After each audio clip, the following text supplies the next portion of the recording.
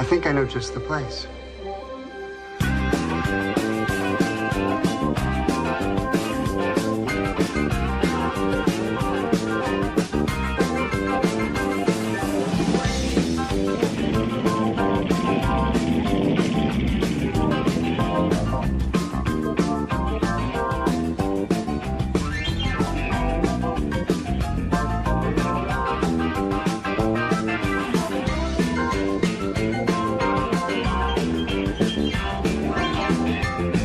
All right, yeah. So we're here with Christopher Worth. He's with the USBF, and they've been around for about 20 years, a little over 20 years. A little bit about Chris before we dive into this podcast is he's a natural men's pro bodybuilder.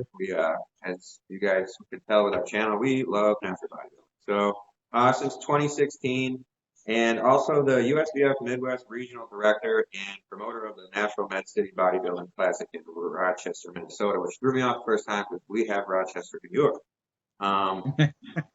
Okay, so sitting next to me here is my good friend and training partner, Rob. He is also another pro. So you have a podcast full of natural pro bodybuilders. Let the meathead commence segment now.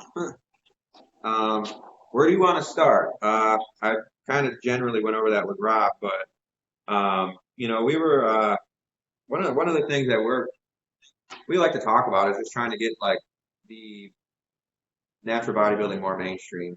We just always were trying to, constantly prod the cow, so to speak, online. And I see you guys are killing it. One of the things I will say with the USBF is they're doing the athletes each week with the weekly athlete spotlight, and I think that's wicked cool. Yeah, the athletes have been really receptive to that. So, it takes a little time, but again, the USBF, our motto is built by athletes for athletes. So that's our main focus is about the athletes. Everything that we do, we try and talk to the athletes, get their feedback on what we're doing. We're always open to whatever somebody has to say. If they have any suggestions, they can always reach out to me, Jack Halverson, the president, who I think have you both met Jack? I believe so, yeah. Okay, I wasn't sure if he was down in Florida or not. Okay. I don't think I'm pretty sure. I thought we crossed paths, but I could be mistaken. I just okay. So many people I meet, but I thought I have. It's possible. So he's out and about really pushing USBF, of course. So he's the one who's steering this major ship that we've got going on here. And so reach out to me, reach out to Jack, reach out to some of the promoters that, we've got Quintarius out there who's just killing it. He's got 5 shows, I think, this year. We've got 2 ladies who came on board this year. One out, I think Baltimore is her show. I'd have to go and check. And then we've got, I know, because she asked me, 3 ladies just killing it out for the Goddess Classic in South Dakota. They're getting sponsors like you would not believe. And so that I wish I'd be able to make that. That show's on May 28th. So. Yeah, and well, I'll piggyback on this real quick too, just to compound on that with this topic. So, with all those shows that you just went over, not to cut too forward ahead, but just trying to get things more mainstream. Athletes, obviously want to get paid more money, and from what I can tell, you guys are paying out the most. I mean, we've looked at all the shows. That United States Championship was, I want to say, top of the top. And even all this, I hate to use the word smaller shows, but you get what we mean when we say that. The payouts are still, they're better than the other shows we've been to. That's what I'll say. And I'll just leave it at that, So I think. Well, and we guarantee our payouts. If we say that we're paying something out and you read it on a poster, that's what the athlete's going to get when they walk away. There's none of this smoke and mirrors that go behind it. You and I both know about shows that they say one thing and it turns out to be something else when you get there and it's all said and done. But, it is what it is. I'm not going to sit here and bash any of the other federations. We just want to stay in our lane. All the rest stay in their lane, and we do what we do best. Yeah, exactly. And that's, at the end of the day, I just feel like that's the best approach for it. There's just too much, wishy-washy going back and forth, I feel like, especially with the way social media makes things go, and it sucks. I feel like if, all the like-minded men, like 3 of us would come together, things would just get done a lot more. and a lot faster too. So with that said, I think one of the things we could talk about, all three of us, I'll let Rob jump on this first, and I'll let you jump right into it. I think we all agree. One of the issues with natural bodybuilding getting mainstream, and it goes right into that, is too many organizations. So Rob, you jump into that real quick. Organizations, too many divisions. We'll get into the divisions. I know Rob wants to talk to you about that one, Chris, but let's just stick with the organizations, I guess, for now. Real, you know. Yeah, organizations. How many can you even list? Yeah, so many of them. They're, all competing against each other for business, basically. Membership. Who wants to buy a membership in 5 different organizations, costs $500 or whatever. And not to mention, you guys, the pro card is for life. Like there's other organizations that are 2 years and whatever. Yeah, like compete. Pay your dues every year, whatever. That's just really, if you ask me. Yeah, if you're not competing, like taking some time Yeah. off or whatever. You both know as well as I do, you can't compete year round, and even sometimes taking 2 years off isn't enough. No. So, we decided on the precedence of once a pro, always a pro. We recognize pros from all the other natural federations, so we don't play favorites in any of that either. So if you're a pro in OCB, you're a pro in INBA, PNBA, whatever, you're recognized with us. And we're recognized, I believe, by all the other federations as well. I'm not sure about a couple of them. I know a couple of them had made a couple different rule changes in the past couple years, so they may not recognize USBF. I think OCB came out this year, and if you don't compete in a polygraph tested show, then you're not recognized by them, I think is what their policy is. I may not have that 100% correct, but on the OCB, yeah, it's definitely what it is. Yeah, for sure. I've actually not to get into too much dirty muddy waters, but yeah, they basically said that I messaged them and asked them if I could do the Orton Cup, and they said we don't. Long story short, we don't trust who you've been drug tested by. Okay. Yeah.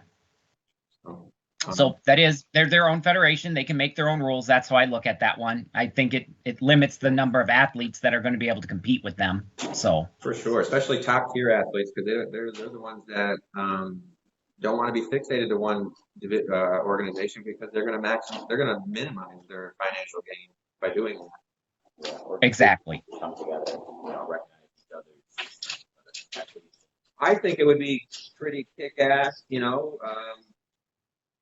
it would obviously not really work if somebody's winning all the big shows, but if you had a guy, 4 or 5 guys that won all the different organizations' big shows, throw them in a Super Bowl together and see who is the biggest, baddest guy out there. But usually what happens is you get the same 2 or 3 guys kind of running the shows, but this year might be a little different. Okay. Yeah, we're just gonna keep railing on this. We could talk for days. So yeah, with that, let's go into too many organizations, too many divisions. I'll let Rob go and you two go at this with the division. Yeah, like back in the day, we used to have huge shows like there's one here in Syracuse. It'd be like bodybuilding, and there'd be just competitors and divisions like stacked, like 9 people. Now you go to a bodybuilding show and there's like 2 guys in the bodybuilding division. And you'll have 9 guys in physique or like 5 guys in classic, and even more usually in classic. And then there's all these different age divisions, and then with females there's like even more with them too, like Angel Wayne. Or yeah, there's all these. Some shows have some really weird ones, but like there's figure, physique. There's a lot to choose from. Yeah, bikini, all those other ones, but I kind of want to hammer the point with classic. We'll especially with classic.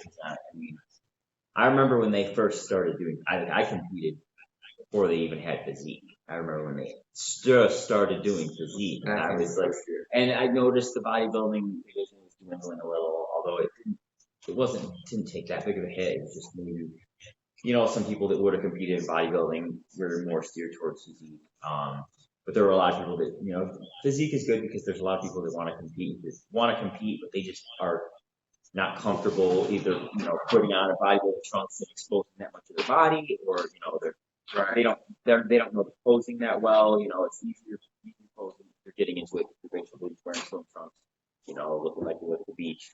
So it's a lot more appealing to the general public. So it gets a lot more people to get their feet wet, get their foot in the door or whatever. But then they add classic physique, and it's like, okay, that's basically natural bodybuilding, but with like longer trunks. Pretty much. So, and that's really what, when Jack and I took over, we sat down and started talking about, because again, USBF did have classic physique, we had women's physique, we had all of the categories like everybody else. And we truly wanted to get the USBF back to a pure state of bodybuilding. So we reached out to the movers and shakers in the industry of bodybuilding and said, what's your position on men's classic physique? And overwhelmingly was just like what Rob said. Classic physique is natural bodybuilding. That's what it is. So we decided to eliminate classic physique altogether. I like classic physique. I do. I like the artistry of it. If you watch somebody like Richie Lopez out there, I love that. Yeah. But in the end, you end up with these smaller classes when a lot of these guys, they're competing in classic physique. They should be competing in bodybuilding in general. Right. And I know Richie and I sort of had a very, very friendly debate about it. And his response to me at one point is, well, how do I compete against somebody like Mishak? And I countered with, well, how do I compete against somebody like Richie Lopez? You never know who's going to show up to play, and you never know what somebody's going to bring to the stage that day. I think everybody is beatable at some point in time. It all depends on how their training's been, where they're at. Things happen. You never know. So you have to bring your A game, I think, in natural bodybuilding all the time. So I think it was a smart move, and I think the athletes really supported us doing that. And we also eliminated women's physique, because what's women's physique? It's women's bodybuilding. Yeah, I'm glad you guys did. I didn't even know that, so that's like news to me right now. I'm glad you did that, because I've said for the longest time, like, exactly, like you already had figure physique bodybuilding, and then bikini, and it was like, I always said figure physique one's got to go. You got to, and then obviously the one, the ladder to the bodybuilding was the one, and you guys did it. That's cool. I think that's totally. And USBF offers pro cards in those 5 standards. So you've got women's bikini, women's figure, women's bodybuilding, men's physique, and men's bodybuilding. If a promoter, because we do want to encourage promoters to have their own brand and their own style of their shows. If you look at some of William Riddick's shows too that he's doing right now, he's got the Cardinal Classic, if I remember correctly. He's got a transformation division that he's gonna have at that, but it's not a pro qualifier. So if somebody wins that, they will not get a pro card for transformation.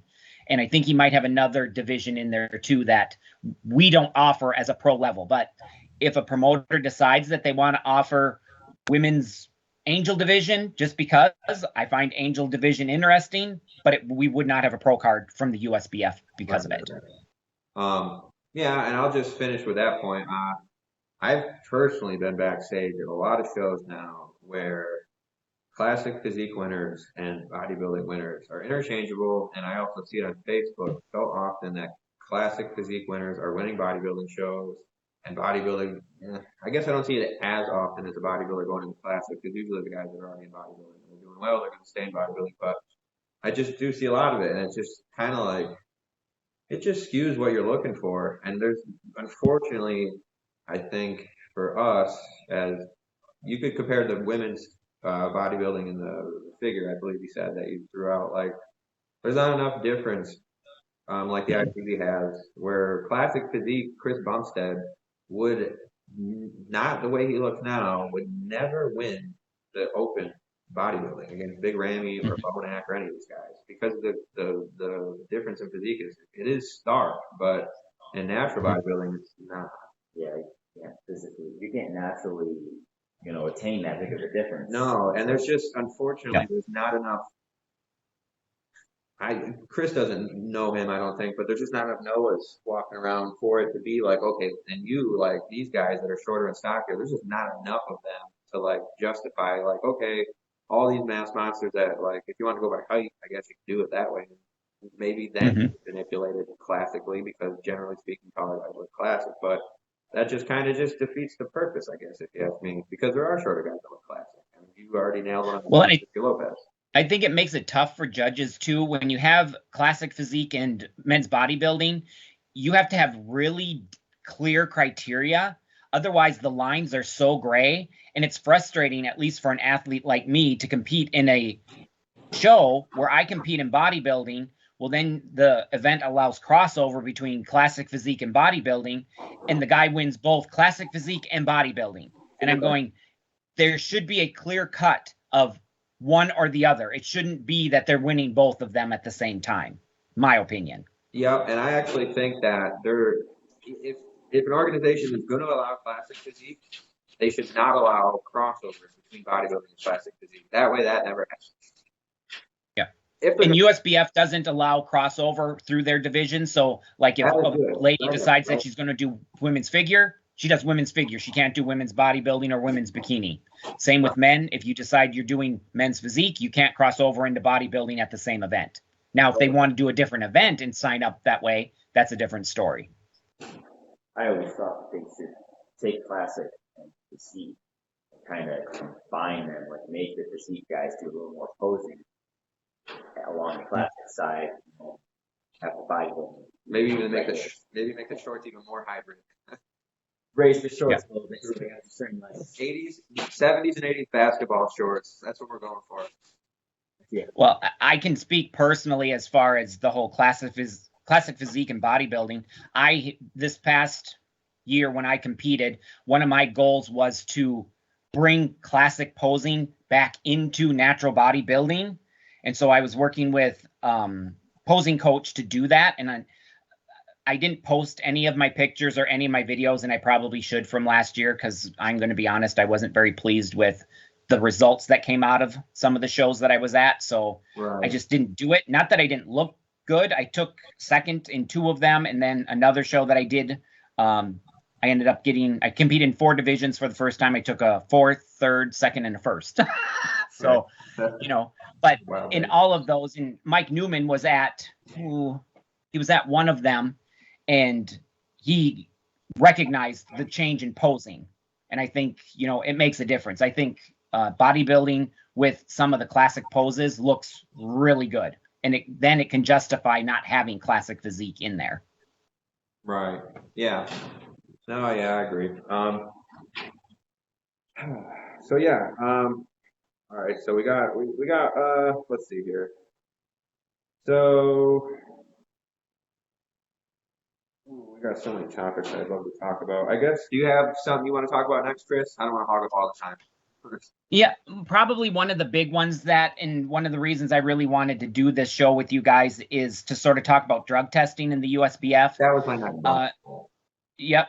So you probably heard that the USBF had a little bit of an incident having to do with the championships. We did have an athlete, women's bodybuilding, who won our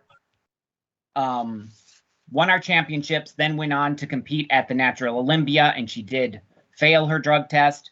That then came back to us of how we didn't catch her. Well, at the time we still stand by, we were testing better than any natural federation out there. And we were using redwood toxicology at the time and testing for anabolics, diuretics, and stimulants. We weren't testing for SARMs. Redwood didn't test for those at that time. And we were still coming into this year, we were going to stand by that. That was the best way to go, most cost effective, because USBF was paying for all. We did not charge the athletes for drug testing at all. Right. Even in 2022, we are not charging athletes for drug testing, though we listened to the athletes again, because they truly spoke out and said, what are you doing about SARMs? Well, the only thing that we can do about SARMs is we had to change how we test.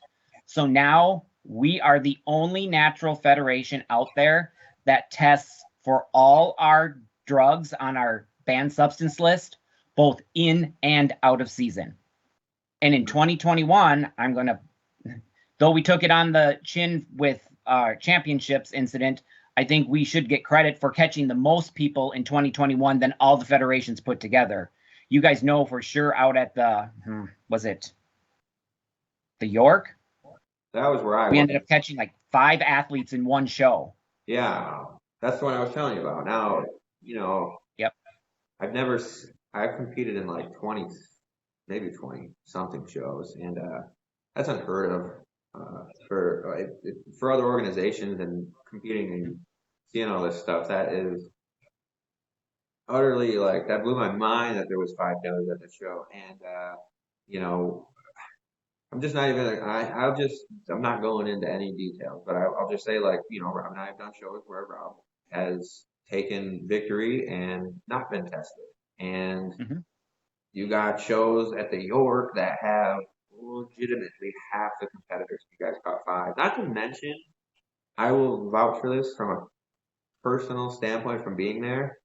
And I hate to talk like this to like kind of sound negative, but nobody there looked like they were on steroids, except for one guy in the crowd. And then if somebody wanted to point at me and the guy that came second to me, he was really shredded, fine, whatever. But other than that, it's like you guys actually, it showed that you guys actually drug tested because you're not looking out for like the freaky guys to just be like, haha, I'm testing you, I'm testing you, I'm testing you. Like it just literally was like, wow, that blew my mind. Yep. And if I remember correctly, all those athletes were all part of one team and they all failed for a diuretic. And in the USBF, we do have levels of suspension. So for that, they all received a 1-year suspension. So that's a first offense. If these same athletes come back after a year and compete and they pop again, they will then receive a lifetime ban from the USBF.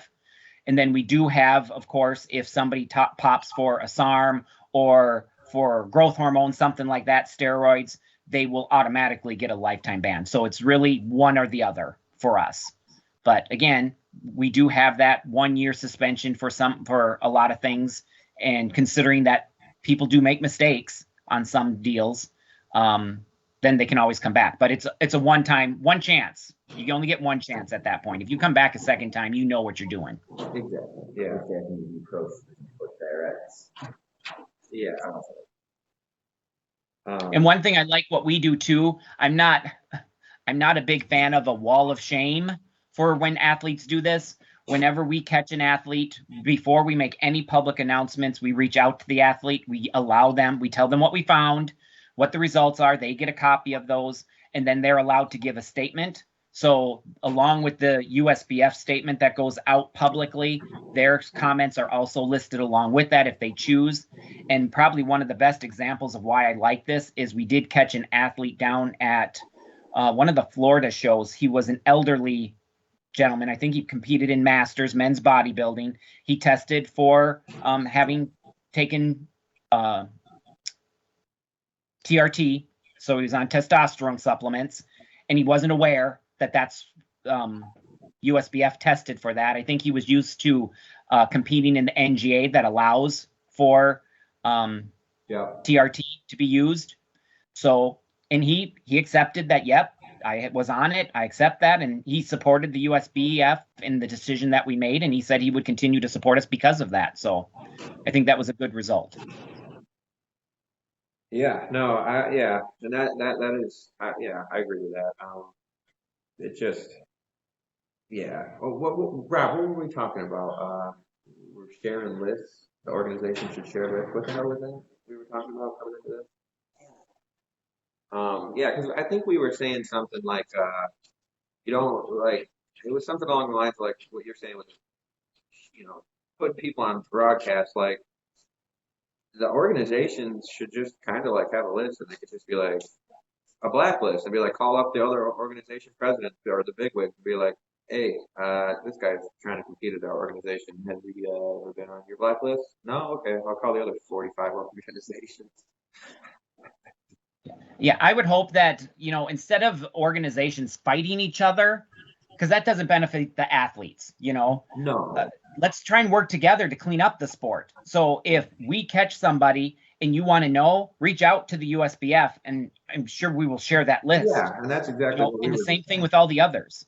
That's the only way we're going to clean this up, along with out-of-season drug testing. That has to be, and that's something that we have implemented in the USBF also. So, we're out there catching people out of season also. And those have to be random. You know, our tests are, once we notify somebody, they have 24 hours to give a sample. If they don't give a sample, then they automatically get a lifetime ban for refusing to give a sample. Right. Yeah. And I that to me is like, it's one of the only ways we're going to actually really start to hammer away at purifying the sport. But to no fault of your own, like we all need, not just you guys, but like as athletes, we all need to get better at promoting the scene and trying to get as much. The more finances bodybuilding gets to it, the more finances that's going to hopefully go into the athlete's pocket, so long as people are honest, like the USBF is. Yep. But it just, yeah, it is what it is. We just all got to keep pedal on the metal with that. And yeah, I agree. And the best way that's going to happen is athletes need to start talking with their pocketbooks. When they see a federation that's like the USBF that's doing it right and listening to them and doing what they're asking us to do, come out and support our shows. Because if you support our shows, the championships we're just going to have more money to give away. Because Right. we do not keep any money. None of us take a salary in this. We all do it for the love of the sport. So all the money we take in goes right back out to the athletes. Which is what you want to see. Yep.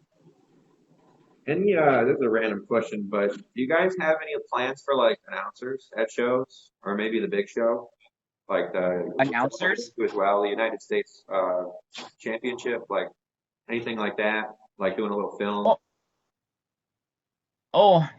We've talked about a lot of those things. Again, a lot of people don't realize Jack and I took over the USBF right at the start of COVID. Oh yeah. And we have managed to steer this ship through the hardest waters of any business like would start during COVID.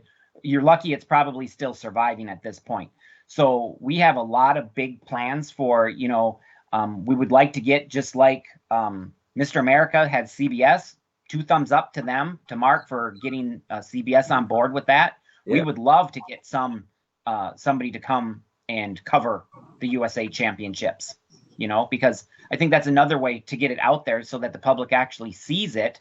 Right. They may not go to a show, but if it's on TV, they might sit and watch it, some interest at some point. Yeah. So, but yeah, we've got a lot of things in the back of our heads of things that we want to do, but it's going to take money to do some of that stuff. Yeah.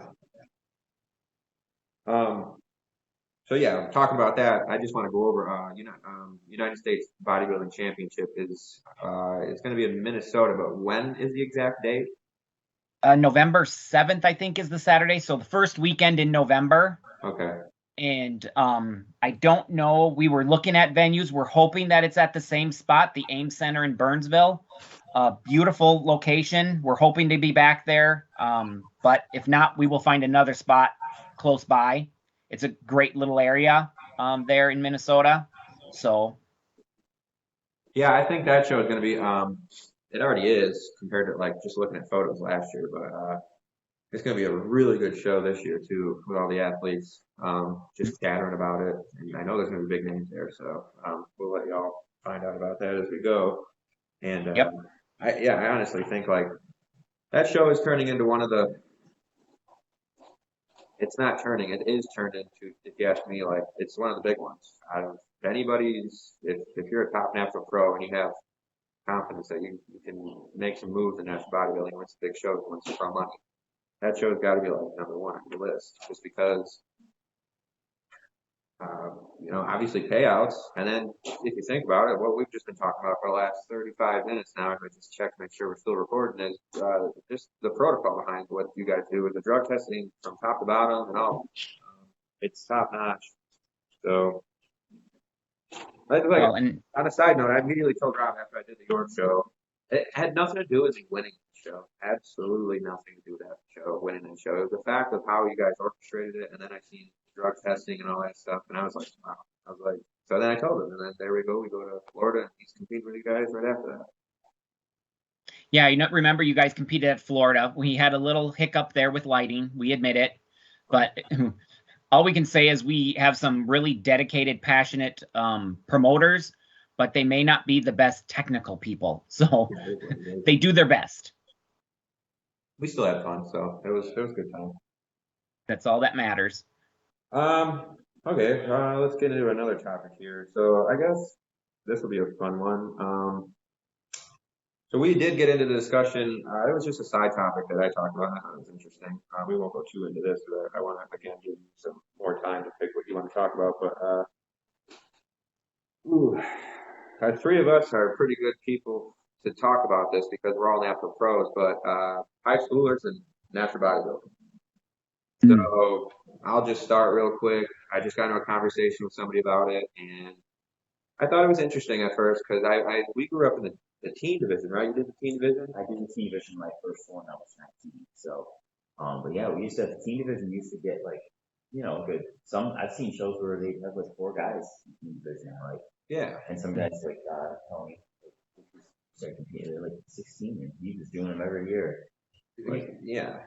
That just, even if you're not as serious, you just do it for fun. It's just gets you. And that's what Chris was kind of saying about. We obviously like I'll let you talk about it, but about pushing them too hard at that age, but just getting in there. Right. When you deal with kids, I don't care whether you're males or females at that point. You got to watch the whole weight issue, in my opinion. Probably more with girls than you do with boys, but nowadays For sure. it's a touchy subject all the way around with kids. But there are some kids, I've got a couple right here locally that some of them are like their first, second year in college. Some of them are seniors in high school, and they're just jacked. And they clearly have great genetics somehow, some way. I wish I had those at that age. And, we just sort of lay it out there if they have an interest. I've worked with some athletes, high school age. There was one senior I worked with. We did posing probably for 3 months, thinking that he would do a show, and he went off to college and he's never done a show, but at least he got a taste of it, and he was truly interested, and he picked it up so quick, which was amazing for me and exciting for me to see. So I really like the idea of it, but again, it's not anything that I think should really be pushed. The scary part, and I know Alistair and I had chatted about this before, at least in my community, the use of steroids at the high school level is just frightening to me. You got young kids that are still developing and growing, and I don't know who's encouraging this to them, that this is the route to go. Yeah. And sadly, I have to look at some of these young kids that talk to me, and I ask them right out, are you taking something? So it's scary to me, and it's sad because I think these kids have potential as natural athletes, but they're watching social media and seeing the Chris Bumsteads out there and go, I want to look like that. Well, even Chris has made the statement out there that if you have to ask yourself whether you should take something, then you probably shouldn't be taking it. Right, exactly. Which I thought was a really honest statement coming from him. So. No, agreed, because this will just lead me right down that rabbit hole. Is the whole thing was concocted on it? Is natural bodybuilding healthy? I guess was kind of like what the debate was about, and they were kind of talking about for that age group. I just kind of was like, look, I don't see these, and forget about weight cuts. Obviously, you're not going to push a 16-year-old to think he's going to win the show and be the man. So, like, just have him get his feet in the water, like you said. But it's no different to me than them doing wrestling. In fact, it's probably safer because they're not smashing their heads into each other. So the weight cuts they have for high school wrestling are far worse than a bodybuilding. People are like cutting 10 pounds in 2 days, or like starving themselves all day to lift weight. Putting on, just like putting on the sauna suits and running around with like no nutrients in them. Like just, it's all about the weight. It's not about the image. Bodybuilding or performance. You want to maintain that muscle mass, so you still got to push the nutrients. You still got to, train properly, and just. I feel like it's a lot more healthier, and you're not going to get that super shredded brain look at 18 years old. Nobody has that. That's nothing scurvy. That comes with time, but like just it's healthy to be lean. In general, nobody really gets super lean at that age anyway, just because they're still so young. I feel like that takes time, but most people don't really know what they're doing at that age anyways. I know I didn't really too much, although I did get really lean.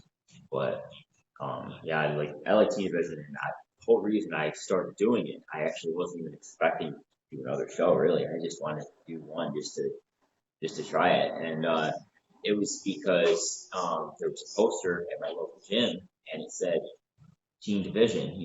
So you're competing against other teams. A lot of teams probably are intimidated by, they think bodybuilding's cool, but they might be intimidated. They think, oh, I can't compete against all these guys in their 20s and 30s who are like super jacked. Team division, I'm competing against other teams. This more level playing field. Natural, that's another thing. More of a level playing field. They don't have to take steroids to win. And then the other thing was it was free for team division. That's how you're going to draw in the younger crowd. If it's free. Little did I know that I had to pay for a polygraph and a membership card, but I was already committed to doing it. So I was like, oh well, I got to look into it. I'm cheap. I don't like to pay for anything, but um, they should have like a team division completely free, no polygraph, no membership card for just teams, because that's how you're gonna draw in the younger crowd, and by just letting them try it for free. Because a lot of kids don't have jobs, especially their jobs that pay well. They're spending the last of their money, on if they're Well, spending on supplements or food or anything else. I really like that idea, Rob, because again, if our sport's going to grow and continue, we need those those young kids to come on board and catch the bug like we did. Yeah. I late in life because I didn't start bodybuilding until I was 40, but I'm already old at that point. But if you can get those younger kids in their late teens, in their early college, and they really show a passion for it and work through it through college, whatever, some of these kids aren't even going to college. They decide to go to trade school, something like that. It's fine too. Yeah. But if they have an interest in it, that will go further. I remember seeing Richie Lopez at his very first, I think it was his first show, and he wiped the floor with everybody. And I think he might have been just out of in his early 20s, something like that. But I was just amazed at how young he was and how successful he was able to be, And he didn't compete in a small class of athletes in anything. Right. So. Yeah, which kind of, I guess, will lead me to my next topic. I don't know. Well, actually, before I go and cut you off again, do you want another topic you want to throw out there for us on this fabulous podcast here? I'm just fine going with whatever you've got. Okay, that's sort of how I play. Let's just roll right into the next topic and kind of mold right into it. So let's talk about us naturals going into the IFBB. I'll let you open up on that. Well, and that was kind of a debate that we had up here. And again, it had to do with a specific federation limiting athletes in where they compete. I'm not necessarily, NPC has quite a few shows in Minnesota. I've been to a couple of them, never competed in NPC because I know I can't compete at that level personally. But I know there are some natural athletes who can compete, on NPC level. Now, can they compete at the level of Chris Bumstead? Probably not. But they compete in NPC because they love to compete and they like to the challenge of it, So I look at it as if a natural athlete goes in educated and they know what they're going up against, then more power to them, And there are some of them that can. I know we had talked early on when I started competing at the gym. They were talking about women's figure. They figured women actually, the natural women's figure would do better in NPC up our way than they were actually doing in natural bodybuilding because they could have a softer look to them than actually in natural bodybuilding. And so some of them did that for a while. Right. So. Yeah, I mean, I've had conversations about it before. I mean, I'm kind of with you on that. If they want to go and do it,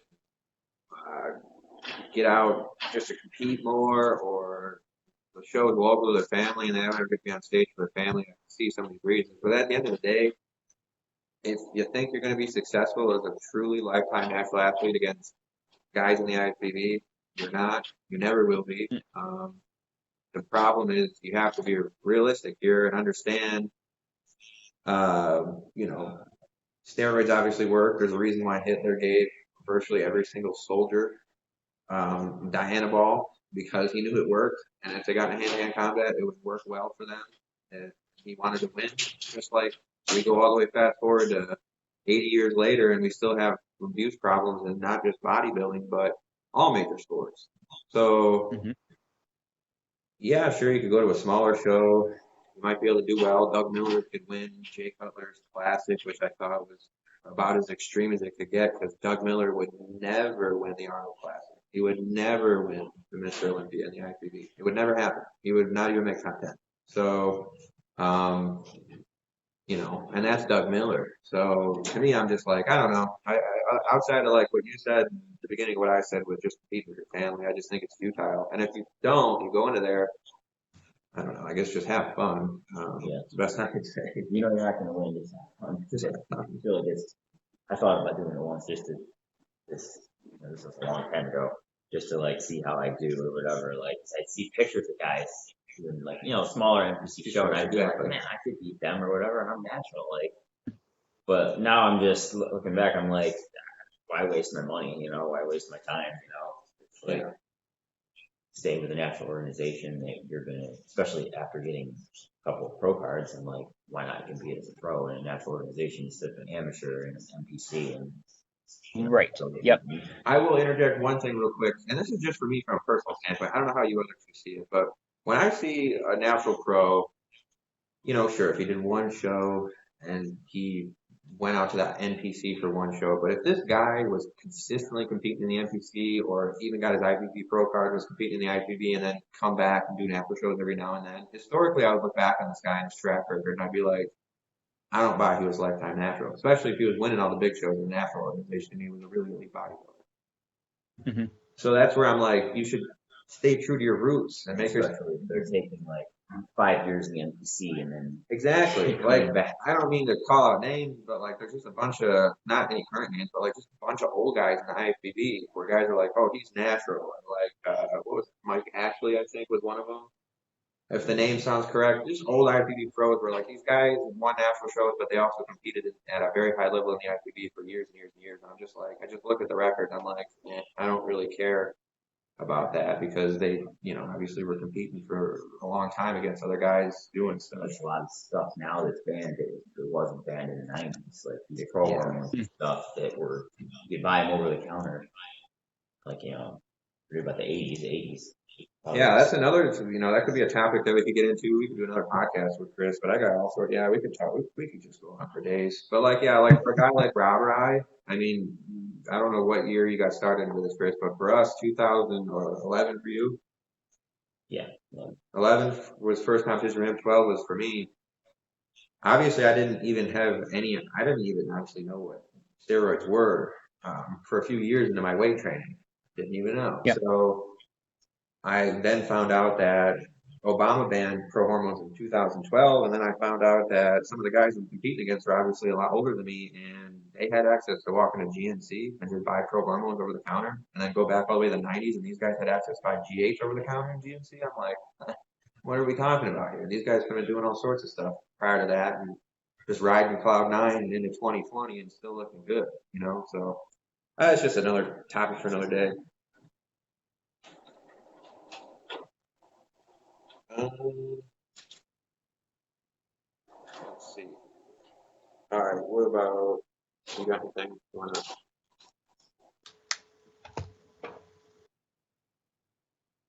I know we did briefly discuss judging. I want to just dive into that. Maybe we could hit on that real quick. And I know the hour's got to be coming up here. Yeah, it's definitely got to be coming up. You still there, Chris? Yep, I'm still here. All right, cool. I want to make sure it's not closed down. So judging, I don't know. I think the three of us, let's just kind of finish this, and if we go on another side tangent, let's just see how long we got. But so just judging real quick. I'll start. Clients in shows, no go. Absolutely not. I don't think a judge should ever be allowed to have a client show. Never. Nope. Not even for a split second. Rob, you take into that next, and we'll go around the table and I'll start a new one. Yeah, I mean, client or significant other. Significant other, even friend. I mean, Friend, you can't. No. oh yeah. I mean, My wife's at the show, and I'm the head judge. That's a little shady. yeah. I mean, you can say you're unbiased all you want, but like when it comes down to it, two are very, very close. You're probably gonna pick your wife. You know, it's like You don't want to go home to that. yeah. Yeah, I'm actually judging a show coming up here. It's actually the Diva in Duluth. I do have one single client who's competing, and I've already let the promoter know when they come on stage, I will be walking away from the table. Oh, so I think it can be done. That's but that's again, the way to do it. Right, if you do it correctly, and I've seen other people do this as well. I think Tara Thatcher did this at a recent show too. She was a judge at it, and she had a client, and she left all of her stuff at the table, stepped away. But again, if you are a judge and you're a coach and you have a dozen clients, you're not going to be an effective judge in general. So your best bet is to not judge and focus on your clients at that point, you know? So I think you just have to consider that. So I say if you might have one or two, or even if your spouse is competing, you just don't judge that division. But I think you have to make it clear to the audience and the athletes that you're not judging. So you physically have to be away from that table. You can't turn your score sheets over because people don't see that part. So I'm trying to think. There was a show, I think it was Jack's show. They one of the judges had, yes, it was Jack's show. She had a client, and she got up and she sat in the first row of the audience away from the judge's table while her client was on stage. So it was very obvious what she was doing. Right. Yeah, then you don't got people complaining too. Yeah, because Leaf asked me the same thing when I judged last year's National Upstate New York. He said, "Got any clients in the show?" I said, "No." I would never do that. Yep. I would have been immediately told them, like, I can't judge their client show. I wouldn't. But so now that we all got that one, another thing in the judging is I think when judges are, and I talked about this with you, Chris. I know I brought it up to Rob before, all the freaking nonsense we talked about while we're training, but judges coming backstage during intermissions. I don't think that should be allowed because it develops biases. And what do I mean by that? Some guy might, and I know this is an extreme situation, but it doesn't matter. And there's two things I'll say about this. And I don't know if you guys agree, but you can tell me if you don't, if you do. But you know, I don't like I've seen it at a lot of shows, but at the Mr. America specifically, the backstage venue, the way it was set up, it just was very easy to get into positions where you look really bad, as well as the bias thing. So I'll get to the bias thing first. Say some guy comes back and he starts talking to you, and he finds out that you do all this different stuff, and he loves you. He's like, oh, you know, this guy. Somebody, for example, came up to me. Oh, he rescues pigs, and he's got these little piggies, and he's got a farm. Man, you know, this guy and that guy were pretty close. Now that I'm back out here, maybe I'll pencil him in for another point and say he won in the next show because he came in a little drier or something stupid like that. Then the other thing too, in my mind, a judge should only have the image of the athletes as they stand on stage. So what do I mean by that? When you go in backstage with Mr. America, there's very comfortable couches there. So guys are sitting there. Their guts are, I say guts, but you know, their stomachs are just lax. Everybody's chilling on the couch, sitting down, doing all, you know, loafing around, and they don't look muscular. They don't look like the bodybuilders that were on stage. Obviously, they still all look like the same. You know, we're the same people, but you know what lighting does. You know what flexing muscles does when we're on stage and stay intense. You know, there's videos out there of guys pushing out their stomachs and then doing a 6-second six-pack challenge because they look fat and then they suck their stomach in and it's like, oh, there's a six-pack. That's what I'm saying. So then the judge goes backstage and you start seeing some guys slacking off or comparing people backstage. But exactly. Different lighting, the way they walk. Well, I didn't see that striation in his glute when he walks in this backstage lighting. Ooh, he's actually more muscular than I thought. No, you should only see what they're on stage. But I don't know. You guys may agree or disagree. Well, and that's where the judges are at. They're sitting at the tables and you're judging what's in front of you at that point. There shouldn't be any other judging. It's no different than when you have an athlete and you go, oh, well, I see a lot of potential in that athlete, so I'm gonna place him higher because of the potential. Right. No, you don't judge on potential. You judge by what's brought to the stage that day. Right. Yeah. Yeah, exactly. No, and that's another good point too. Potential versus, man, we could get into so many topics too. Yeah, I mean, and then for judging, like number of judges, you guys have a minimum? I'm sure at the United States there's probably at least 7. USA Championships is a minimum 7. Our other events, we go for a minimum 5. Yeah. So yeah, you know, I guess give them an absolute insight on why you would want more than 3 judges. Yeah, sometimes it might be hard to find judges. I don't know. I've never been a promoter, so I'm not sure how hard it is to find judges, but or get people to take their day to take their time to judge the show or whatever. But yeah, the more judges, the better. Minimum of 5 is pretty good. But if you have like 2 or 3 judges, it's like it's a lot more biased. It's a lot more opinionated. Because it is opinionated. View on how people look, but when you have more judges, it's more of a general kind of. It's definitely a lot more fair because more viewpoints on who's the better athlete on the stage. Definitely. Yeah, with just a couple judges or whatever, you're just getting a couple opinions. And I think one of the big things too is really making sure you have judges that are trained in the criteria for the federation. Yeah. I've judged for, oh crap, I don't know how many different federations, and they all have their little idiosyncrasies having to do with certain divisions in it. And so being educated on those, relying on your head judge. Mike Newman is really good at this. So was I can't remember his last name, Nicholas. He was head judge at Jack's show. To have an judges meeting before you go out to start judging these athletes. And it's really the head judge's responsibility to make sure that if there are any questions that he clears those up for the judges. So there's no confusion when they're sitting at the table, because you don't want those debates happening at the table. You should be able to know the criteria and be able to judge at that point. So we're really trying to get a database of really qualified judges. And one thing I'm working with my show, I'm working with Nicholas, who's going to be the head judge at my show this year. And he's actually interviewing all the judges that we're picking, and he's working with me to pick those judges. And it's sort of a longer process than normal, but I think it's working out really well, because then he develops a rapport with the judges that are going to be on his panel. Right. So he makes sure that they are of the same standards, they understand bodybuilding in general, and then the criteria of the federation. So that seems to be working out really well. And we are weeding out some judges that just, maybe they're good judges for another federation, they're just not good for judging our criteria. Yeah, bodybuilding is probably one of the harder divisions to judge too, and especially at the elite level.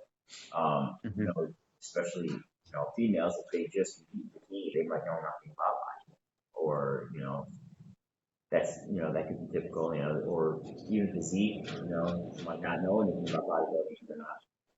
They've never competed in it, or they don't follow it or watch it. That could be something that happens. Okay, I want to finish with this. This is the last thing I want to get into, so I don't shoot your ear off and we lose our connection here. Are you still with us? Yep, I'm still with you. All right. But I want to reiterate that the United States Bodybuilding Federation does not charge athletes for the drug test. I repeat, they do not charge athletes for the drug test. That is huge. And the reason why I want, what's that? I just want to add that we did do that this year, and we are taking it in the shorts because of how we switched what our labs are. Yeah. Because we're now testing the same in and out of season. Those tests are, of course, cost more money because it's testing for all the things on our banned substance list. So the promoters are taking that, out of their pocket to be able to support the athletes in that.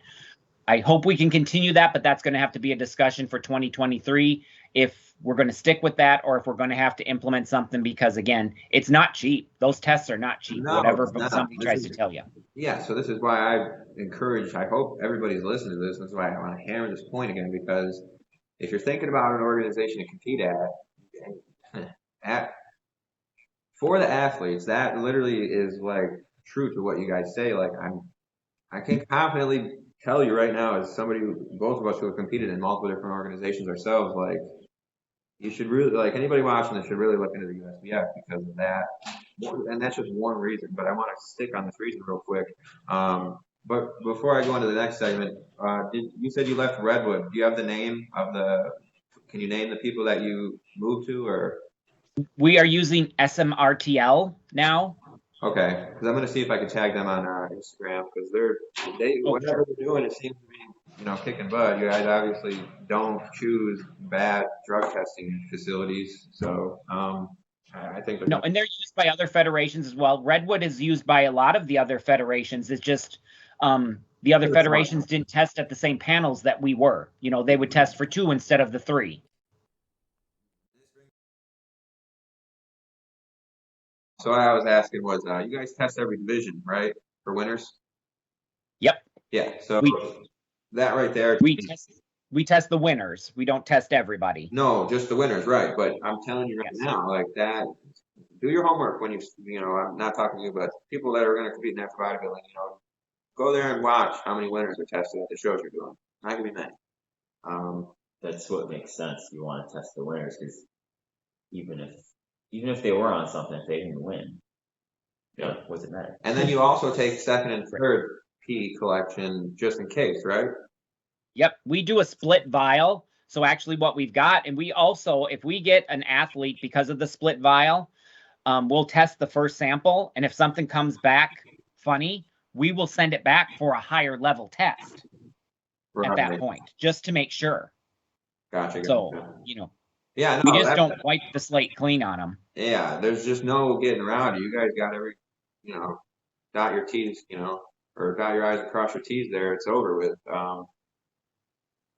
Yeah, I mean, that to me is huge as an athlete. You want to see that. Not only that, obviously drug testing is massive as well, but yeah, I think that pretty much wraps it up. I did look at the phone. I had to jump over. We do got everything. I will say you're going to be the focal point of this video because your screen on my phone is the largest. So okay, you'll be our center point for the video. I don't think there's a way to change it just because of the way it recorded. But yeah, I wish I could do. Next time we do this, I'll figure out a way to get 50-50 split. Yeah, I thought we had it on. Was that mine earlier? Or was it Zoom? It was. I think Zoom does it, but I don't know. Yeah, I had a blast. This was fun. We're gonna have to do another one. Maybe we'll even get more people on to talk because teams can go up to like lots of people. Yeah, dozens of people, if I'm not mistaken. I know that for a fact. We were doing it court. We had like 35 people in a meeting at once. So. Oh yeah, we use it at where I work. So we have entire departments that use it for their staff meetings, especially during COVID. They were using it. So 30 plus. Yeah, and this is just for us. For people that might not enjoy the video quality or the way we filmed it. I just live and learn. I'm winging it. This is our first one doing an actual podcast with other people, so this is kind of cool. I really enjoy this, which is why I want to do it again. It'll be fun. Yep. Yeah, so I guess we'll have to give it a little bit of time. Then we'll probably have to reconvene, start talking about all the other stuff we got to talk about in the future, because we pretty much hit everything on the head here, though. All right, sounds good to me. All right, I appreciate it as always. We are out of here, and it was good talking to you. Yep, nice to see you. Good luck in all your endeavors for the year. Oh yeah, I'll be seeing you soon.